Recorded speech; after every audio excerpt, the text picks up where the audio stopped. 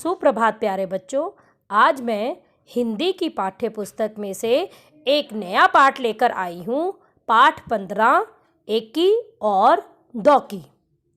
बच्चों, पाठ का नाम तो सुनने में बहुत ही अजीब लग रहा है, एकी और दौकी। लेकिन हमें पाठ पढ़ने पर ही पता लगेगा कि इस पाठ का नाम एकी और दौकी क्यों और कैसे पड़ा। तो चलिए पाठ शुरू करते हैं। दो बहनें थीं। एक का नाम था एक केस वाली और दूसरी का नाम था दोन केस वाली। दोनों बहनें अपने अम्मा और बाबा के साथ एक छोटे से घर में रहती थी। एक केस वाली का एक ही बाल था, इसलिए सब उसे एक ही बुलाते थे। और दोन केस वाली बड़ी घमंडी थी, उसके दो बाल थे, इसलिए सब उसे दौकी बुलाते थे। तो बच्चों, ये कहानी है दो बहनों के बारे में जिनका के नाम था एक केस वाली और दोन केस वाली।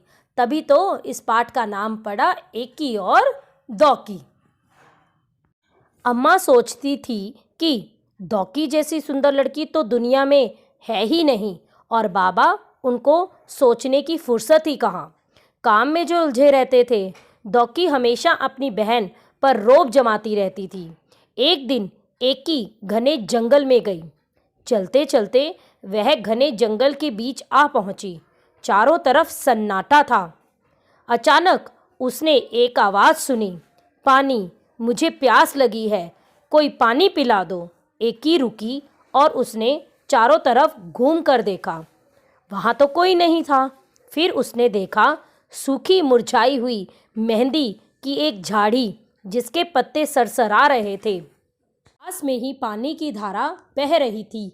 एकी ने चुल्लू में पानी भरकर एक बार, दो बार, कई बार झाड़ी के ऊपर डाला। मेहंदी की झाड़ी बोली, धन्यवाद एकी, मैं तुम्हारी ये मदद याद रखूंगी। एकी आगे बढ़ गई। फिर अचानक सन्नाटे में उसे एक और आवाज़ सुनाई दी, मुझे भूख लगी है, कोई मुझे खाना खिला दो। एकी ने देखा कि एक मरियल सी गाय पेड़ से बंधी हुई थी। एकी ने घास फूस इकट्ठी की और गाय को खिला दी।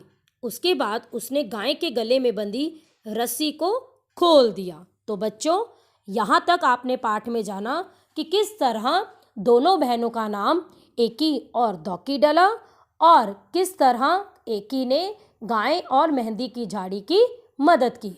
बच्चों, अब इस पाठ की अगली कहानी हम अगले भाग में जानेंगे।